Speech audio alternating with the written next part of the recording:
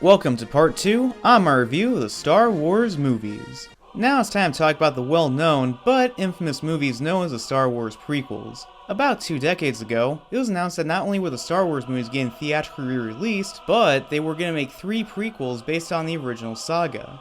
Fans from around the world were excited. Back in 1999, The Phantom Menace was not just the most hyped movie of that decade, but it was actually the first Star Wars movie that I saw in theaters. I remember seeing it when I was a kid, and it was on my birthday as well. Now, how do I review a movie that everyone has picked apart piece by piece? Well, the best I can do is just give my honest opinion. The Phantom Menace is about 2 Jedi Knights, Qui-Gon Jinn, played by Liam Neeson, and Obi-Wan Kenobi, played this time by Ewan McGregor, are assigned to protect Queen Amidala, played by Natalie Portman. Along the way, they get help from Jar Jar Binks, played by Amon Best, and on the way to the planet Coruscant, they also discover a kid named Anakin Skywalker, played by Jake Lloyd, who has a lot of potential to become a powerful Jedi. We have heard all the negative things that people have said about this movie already, to the plot, the characters, and being a contradiction to the original trilogy. But I'm just gonna say what I thought was wrong and not let the views of others hinder my thoughts. For one, this movie had pacing issues. It had a lot of good action in the first and third acts, but the middle dragged on a lot.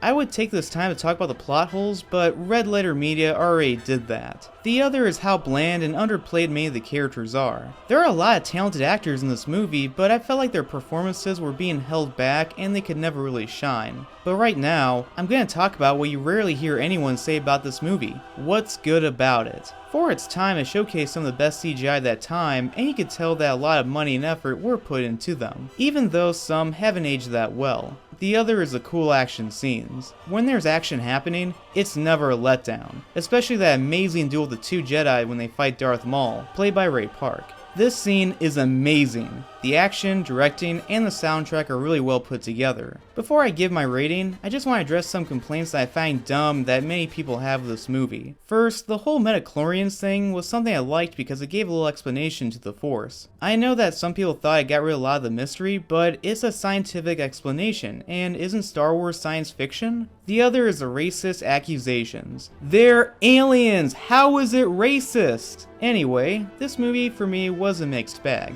This movie is a prime example of what happens when your hopes are way too high. I give Star Wars Episode 1, The Phantom Menace, 2 stars out of 4.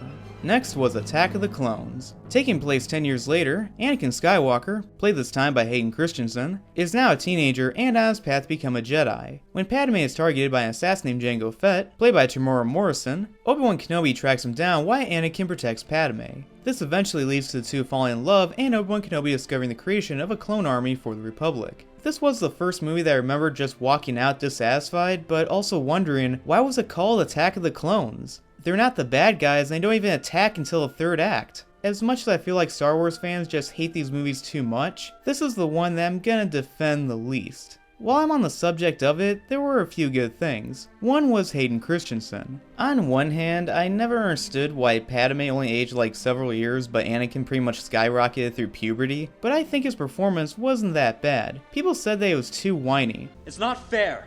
But wasn't Luke Skywalker kinda whiny? It just isn't fair.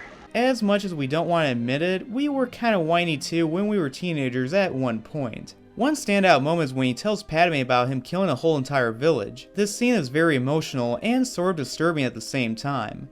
They're like animals, and I slaughtered them like animals. I hate them. The other was a nice addition of late Christopher Lee as Count Dooku, the once Jedi, now Sith. His lightsaber duel is interesting, but a bit slow. Seriously? How could you not block that? It also at one point sort of has a rave vibe going on.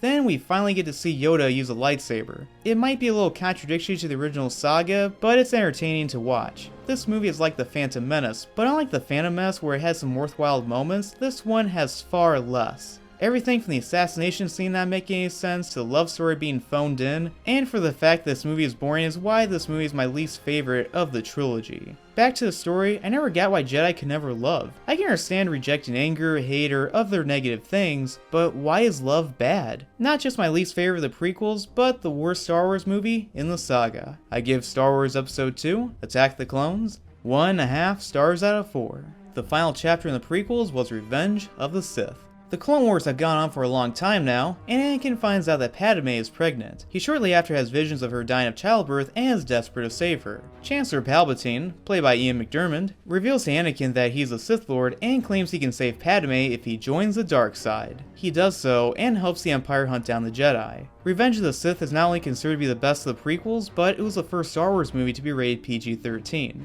I agree, because this is exactly what the prequels were leading up to. Unlike the other two where the middle dragged on, this one had really good pacing throughout and there were little to no dull moments. One of the things that the prequels were better at compared to the original saga were the lightsaber fights. The best one in the whole movie is the climax when Anakin fights Obi-Wan Kenobi. What I really like about this fight is not just the environment that makes it more intense, but it reflects the emotions that these two characters are going through. It's also interesting that it cuts back and forth with the fight between Yoda and Emperor Palpatine. Speaking of which, the whole Order 66 scene was well done, and it showcased the whole fall of the Jedi. But just because it's the best of the prequels doesn't mean it's a good movie. I felt like they really underplayed General Grievous, voiced by Matthew Wood. If you ever watched the original Clone Wars micro-series, saying that General Grievous was intimidating was an understatement. But here, that presence doesn't really resonate in this movie.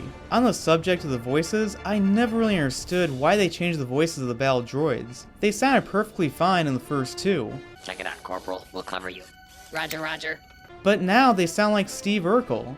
Drop your weapon. I said drop them. Roger, roger.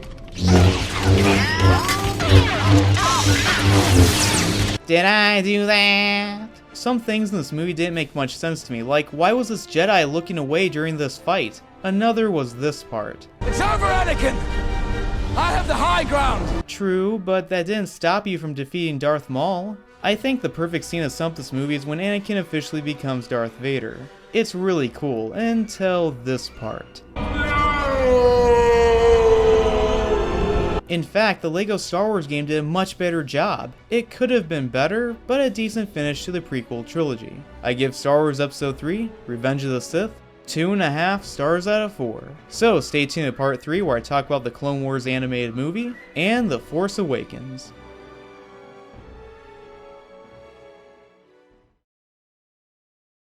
Am I the only one that finds it weird that the Gungan way of agreeing with something is pretty much doing the motorboat?